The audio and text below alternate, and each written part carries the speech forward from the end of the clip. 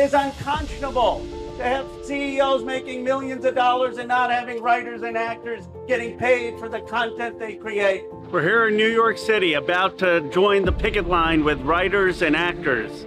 When you had Friends or Seinfeld, the actors and the writers got a small part of the success. And now you're saying if you have streaming, we just want 2% of the success. But they're saying no.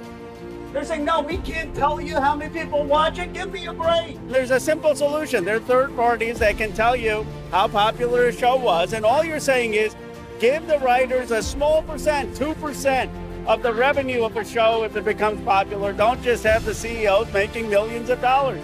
How do they expect us to continue to be able to do the work that we do if we're starved out of the ability to do our jobs? I'll never forget our national executive director from years ago at SAG-AFTRA said to us that soon in the future, you'll all have to have second jobs. And now writers and actors have second and third jobs in order to be able to afford what we do. I represent Silicon Valley. I understand all this technology stuff. But technology is not a license for exploitation. People want solidarity. They're crying out for it, and they're crying out for leadership that brings us together.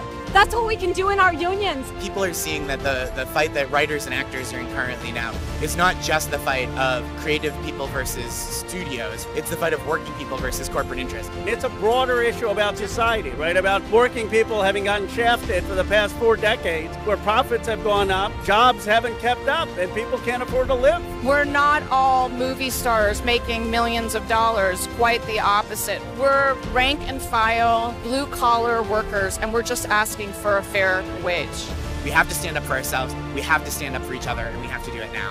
What you do, the standards you set for writers and actors and AI is going to be the standard around the world. So thank you for being out here. Thank you for fighting. Honored to be here with you.